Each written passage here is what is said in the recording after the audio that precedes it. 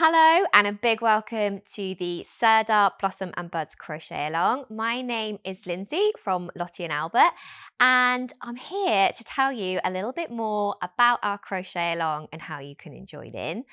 So first up, what is a crochet along? Well, you might have heard of them before as make-alongs or a CAL, which is just short for crochet along. And it's essentially, we're making a blanket. We're going to be making it together over 6 weeks. So week by week, we're going to be working through different parts of the pattern together. We're going to have some tutorial videos for you. And I'm also going to be giving you a little bit of information about the design process behind each week. So it's a case of signing up at sirdar.com, where you'll get then all the updates, a pattern each week, and the video each week to help you make along with us. So there's a couple of things to note. I am going to be using British terms all the way through when talking about the blanket and describing it, and in the videos as well. We will also have US terms in the pattern. You can also join in with us on Facebook and Instagram. On Facebook, we have a make-along group where I'm going to be dropping in and introducing myself and hopefully chatting to a few of you as you're making the blanket. It's a really nice place for people to share progress pictures. You don't have to wait until your blanket is finished. I'm really keen to see your pictures as you're working through. It's one of my favorite parts, seeing everybody's pictures. And if you're more of an Instagram person, you can also tag us on Instagram using @KnitSirdar, and that will allow us to see your pictures that you might want to share on that platform.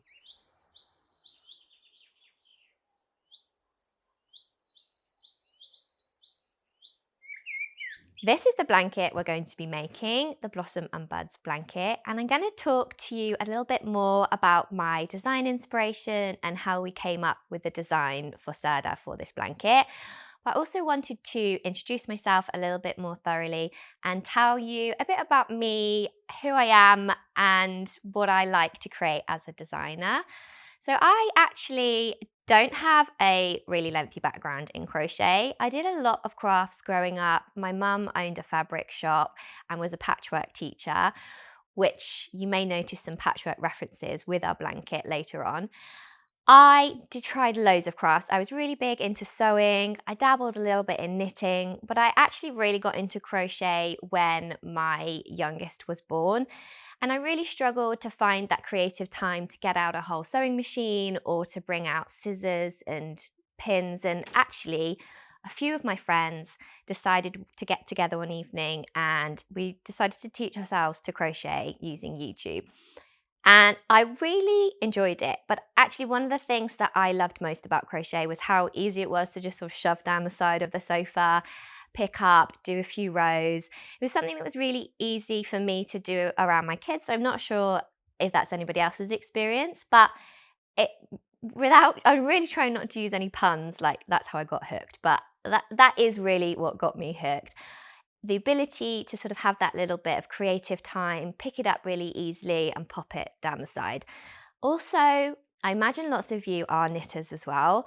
It's something I would love to be able to do, but I get the fear of having all those active stitches at once. So I really like with crochet, if I drop one stitch, I've only ever got one to worry about, I can pick it up again. So that was how I really started to get into crochet. And then from there, I found the online community. So I had a couple of crafty friends, as I mentioned, we all did a little bit of crochet together. But I still didn't really realize how many crocheters and knitters were out there until I discovered Instagram. And so the two for me kind of happened at the same time. I started my Instagram account, which I called Lottie and Albert. It's not actually my kids' names. It's more the names I would have called them if I'd had free reign. But it kind of stuck and we're still here today with the Lottie and Albert name. So I discovered an online community of so many amazing makers, and it really fueled my journey into crochet. It was the days when everybody just posted photos. We didn't have to make videos. It wasn't fancy. I would just occasionally post progress pictures of things I'd been working on, having shoved them down the side of the sofa a few times. And I just found a really amazing online community. And it's why actually doing something like this crochet along now is really special for me, because It's such a nice way, I think, for us all to connect together, even though we maybe haven't met in person. The idea of making along with other crocheters and creatives who are doing the same project at the same time, sort of connecting through things like Instagram and Facebook. It's really kind of how I got into crochet, so it's really at the heart of what I also enjoy about sharing my designs now and the creative process. So fast forward a few years, after doing crochet as a hobby on the side, I'm now a full-time crochet designer, and I'm super thrilled to be able to work with Sirdar on this blanket and bring my design to show you today.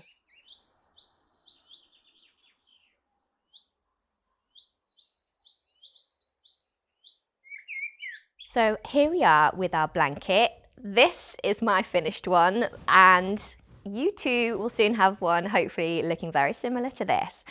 I'm going to talk you through a couple of the key elements of the design and a little bit about my inspiration behind each part.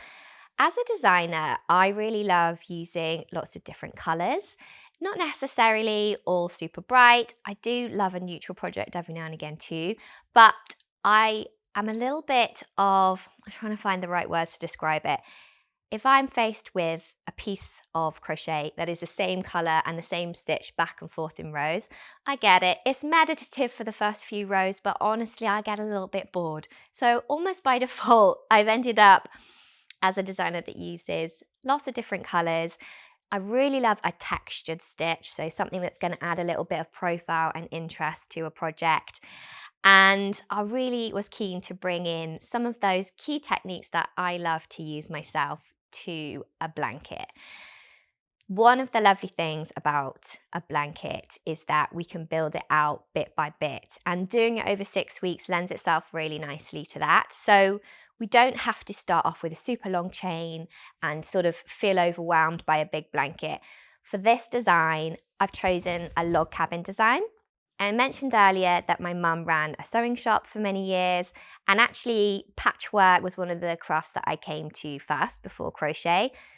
I generally, when I'm designing, like to look outside of crochet, and I like to look to other crafts for inspiration too. So other fibre crafts like weaving and even rug making. I just think sometimes there are some really beautiful textures there that if I can translate them into crochet designs, it just makes me really happy. But patchwork is another one that I sometimes look to as an inspiration.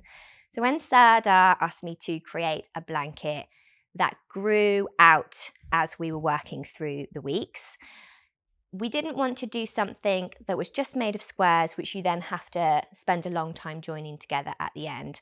But I also personally didn't really want to just do a big blanket in rows back and forth, because it's just not the kind of thing I love to make myself. So we ended up with a log cabin design where we're going to start in the middle with a square, and then we're going to join panels as we go around each time. So it's the best of both worlds, in my opinion. At any one time when you're working on a panel, it's not too large and cumbersome, but we also have that instant satisfaction and the gratification of seeing the blanket grow week by week as you make it. We're not having to wait till the end to see that progress and join it all together, but it really naturally grows and builds as we're working on it. Spring and seasonality was the main inspiration really for this design. I personally like to crochet all year round, and so bringing that seasonality into projects and designs is something I'm quite keen on, mostly just because it justifies crocheting in every season. But I think there's something really nice about being able to look back on a project and actually locate it really thoroughly in a period of time. So when you finished your blanket at the end of the 6 weeks, it'll always remind you of the spring and the 6 weeks you spent making it. And I think that's always a really lovely connection to the pieces that we make. So seasonality is something I love to tie into designs. And what is more seasonal in spring than flowers and your garden? Alongside being a slightly wannabe knitter, I'm also a bit of a wannabe gardener. So I love watching gardening programs, reading all the magazines. I'm yet to be able to translate it perfectly to my garden, but it's a work in progress. But I really thought that the log cabin design and the layout as we went, it more and more reminded me of something like a garden plan. If maybe you had an allotment or different beds. And that really then tied into, okay, how many different flowers can I create using different stitches, maybe combinations that people haven't used before. And that then tied into all of these different rows. I was pushing for the How Does Your Garden Grow as a title, because these rows especially, and the panels with the tulips, just kept reminding me of the Mary Mary Quite Contrary Mary rhyme? Nursery rhyme. It was a little bit long to work as a hashtag, so we've moved on from that. But that was definitely a big part of the inspiration. All the different buds and blossoms that we might see, that we might be planting in a garden, or even just seeing emerge on hedgerows and trees. A different one as the weeks go by, and our blanket is sort of growing and emerging as spring does too in our gardens. So I really wanted to see how many different flower combinations I could bring in, as I said, looking at different ones each week. And that really led me to all these different sort of stitch combinations and yeah, just exploring how many different techniques I could use in a manageable way so that we can both explore the garden and explore some different stitches together. So these are a couple of the swatches that I was using when I was first sort of brainstorming and swatching for the blanket. I quite like to design using more mood boards on my computer because I just find that easier sort of visually, and I can pull in different images and different references. But then when it comes to the swatching, nothing beats just trying out the yarns and the different colours in different combinations. So you might notice that actually some of these squares aren't the colour combinations that we end up using in our blanket. And in fact, you might be able to tell with this one as well, it's not even the same hook size. So this is kind of indication of how the process works sometimes. Swatch with different hooks, found that that's a bit loose, go down a hook size. Actually, I want to use a different colour for the flower because then it really pops. And I kind of move through the swatches in that way. I quite like holding on to them. I think they're a nice record of the process and how we got there. This flower is my tapestry crochet attempt, and I really love this one, but I actually found that when I worked it in the half treble crochets, it ended up looking a little bit stretched. You might be able to see that this is a sort of taller bloom than we ended up using in our blanket. So again, it's about that, trying it out, working out why that pattern isn't quite looking how I want it to, and taking out a few rows then of the tapestry crochet. I know tapestry crochet can sometimes be a bit of a Marmite one, but it's one that I really love including in my designs. So I've saved it till week 6, where we'll have brought all the skills we need in. We'll already have carried yarn and we'll have learnt how to change colours if that's not something you've done before. I'm really confident that you'll enjoy it and you'll love it as much as I do.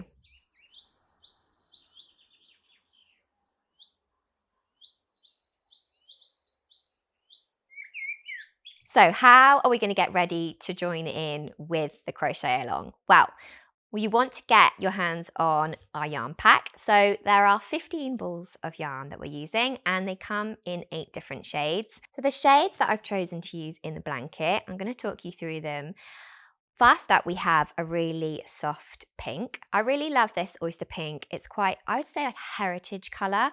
I think sometimes with pastels, you can easily trip into maybe the kind of baby range if the pink is too sickly. So I think this is the perfect shade to just keep us clear of that.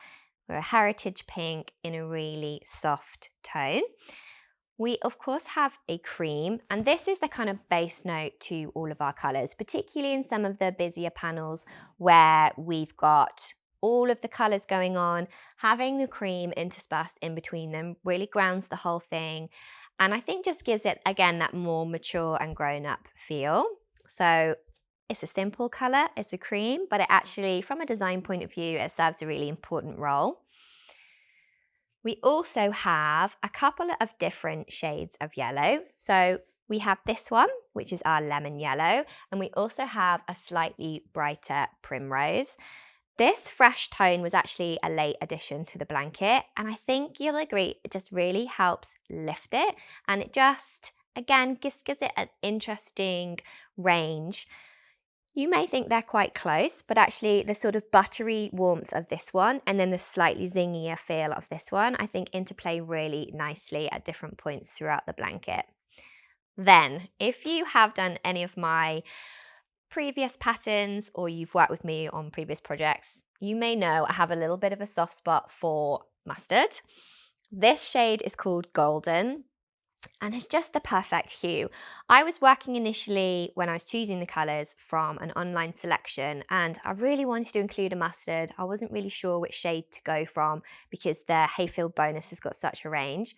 But when this one arrived in the post and I saw it in person, I knew it was the mustard for me. This golden colour is used quite a few times throughout the blanket. It doesn't really get used in a big block of colour, but I couldn't help but include it with frequency because it just what can I say? It's a colour that makes my heart happy. We have a grass green and also a gentle jade, a mintier one, and then a slightly sort of earthier, more heritage one.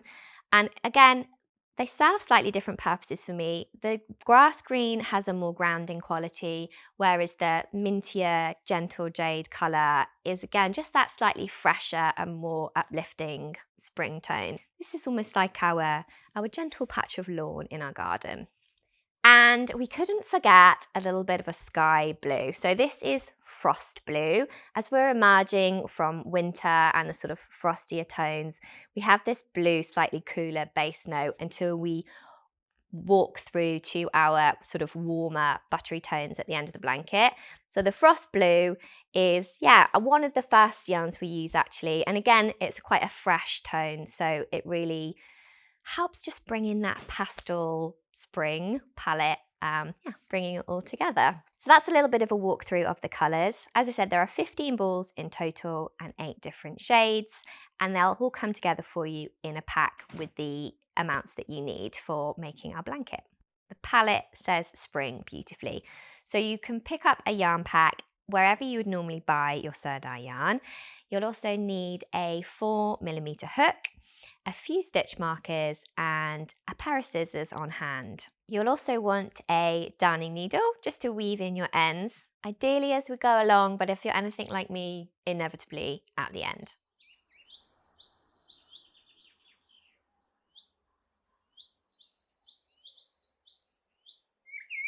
When you buy the yarn packs from our participating stockists, you'll also get a little label, which is super cute and I think is a really nice finishing touch to the blanket. It's our Blossom and Buds Crochet Along label, which you can affix either to the back or sort of a top right-hand corner. A nice way to remind you again of the spring you spent working along with us and making our blanket.